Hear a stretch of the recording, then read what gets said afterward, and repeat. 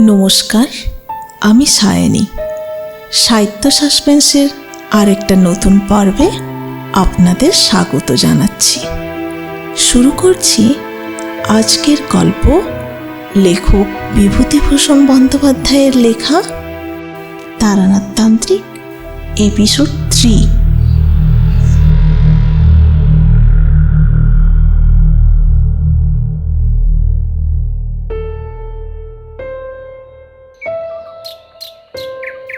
আশ্বিন মাসের মাঝামাঝি যতীন সেরে উঠল।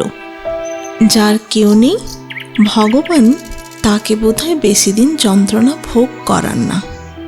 হয় সারান, নয় সারাবার ব্যবস্থা করেন। বৈকালের দিকে নদীর ধারের মাঠে সে বেড়াতে গেল। একটা জায়গায় একটা বড় বাবলা কাঠের গুঁড়ি পড়ে, চারিদিক ঘিরে সেখানে বনঝোপ। পড়ন্ত বেলায় পাখির দল কি কি করেছে। কেলে কোড়ালতায় শরতের প্রথমে স্নিগ্ধ ফুল ফুটেছে। নির্মেঘ আকাশ অদ্ভুত ধরনের নীল। গাছের গুড়িটার উপর সে দেহ এলিয়ে দিয়ে আধশোয়া অবস্থায় রইল। শরীর দুর্বল, বেশিক্ষণ দাঁড়াতে বা বসতে কষ্ট বোধ হয়। ওর মনে একটা ভয়ানক কষ্ট, বিশেষ করে এই অসুখটা থেকে উঠবার পরে। মনটা কেমন দুর্বল হয়ে গিয়েছে রোগে পড়ে থেকে। নইলে যে আশালতা অত নিষ্ঠুর ব্যবহার করেছে তার সঙ্গে, রোগশয্যায় পড়ে সেই আশালতার কথাই অনবরত মনে পড়বে কেন? শুধু আশালতা আশালতা। না, চিঠি সে দেবে না, দেয়ও নি। মরে যাবে তবু চিঠি দেবে না।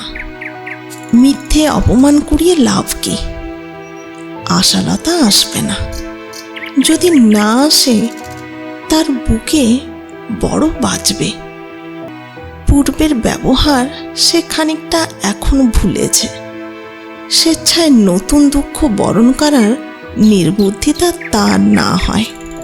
সে অনেক দুঃখ পেয়েছে, আর নয়।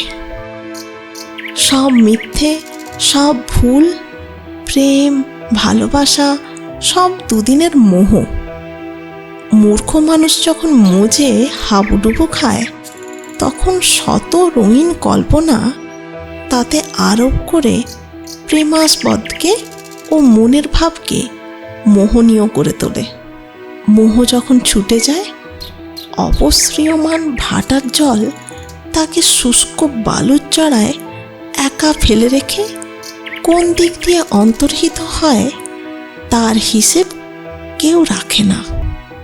এই নিবৃত লতাবিতানে, এই বৈকালের নীল আকাশের তলে বসে সে অনুভব করলে জগতের কত দেশে, কত নাগরীতে, কত পল্লীতে, কত নরনারী, কত তরুণ, কত নবযৌবনা বালিকা প্রেমের ব্যবসায় দেউলে হয়ে যায়।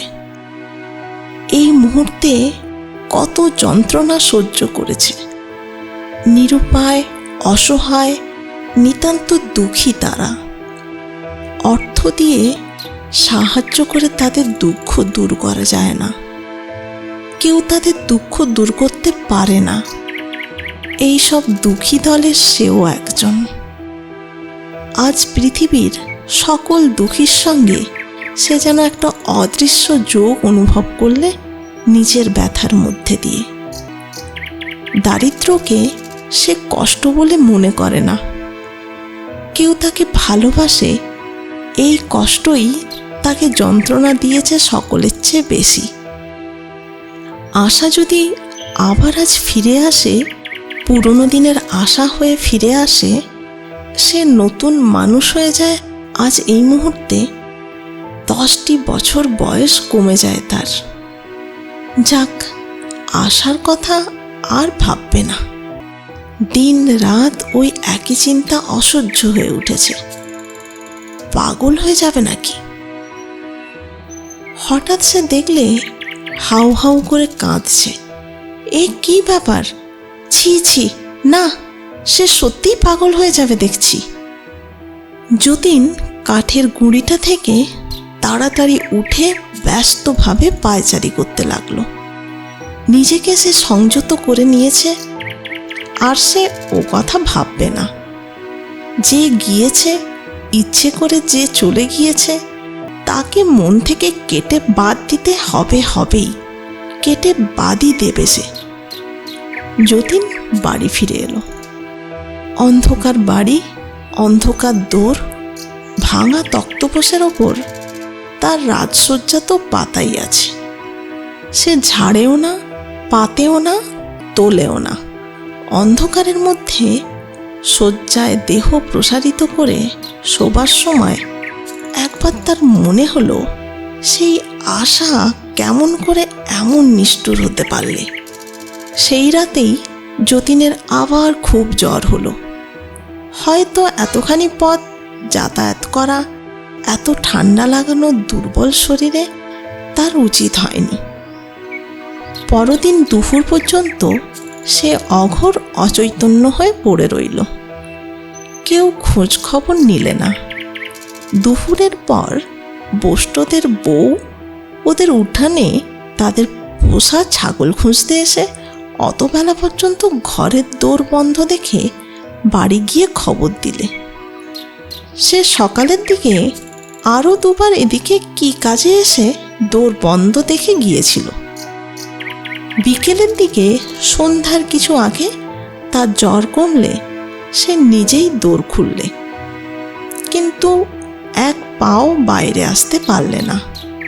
বিছানায় গিয়েই শুয়ে পড়ল। তৃষ্ণায় তার জিভ শুকিয়ে গিয়েছে। কাছাকাছি কারুর বাড়ি নেই যে ডাকলে শুনতে পাবে। বেশি চেঁচানোরও শক্তি নেই। সকালে কেউ দেখতে এলো না। এর একটা কারণ ছিল। যতীনের বাড়ি ইদানিং বড় একটা কেউ আসতো না। এক ছিলেন তামাকও যেখানে খেতে না পাওয়া যাবে, পাড়া গায়ে সেসব জায়গায় লোক বড় যাতায়াত করে না। কাজেই দুদিন কেটে গেল। যতীনের ঘরের দোর বন্ধ রইল। কেন লোকটা দোর খুলছে না এ দেখবার লোক জুটল না। পরের দিন অনেক বেলায় বোষ্টম্বু আবার ছাগল খুঁজতে এসে অত বেলায় যতীনের দোর বন্ধ দেখে ভাবলে, যতীন ঠাকুর কত বেলা পর্যন্ত ঘুমোচ্ছে আজকে? বেলা 10টা বাজে, এখনো সারা শব্দ নেই। বেলা 12টার সময় একবার কি ভেবে আবার সে এসে দেখলে তখনও দোর বন্ধ।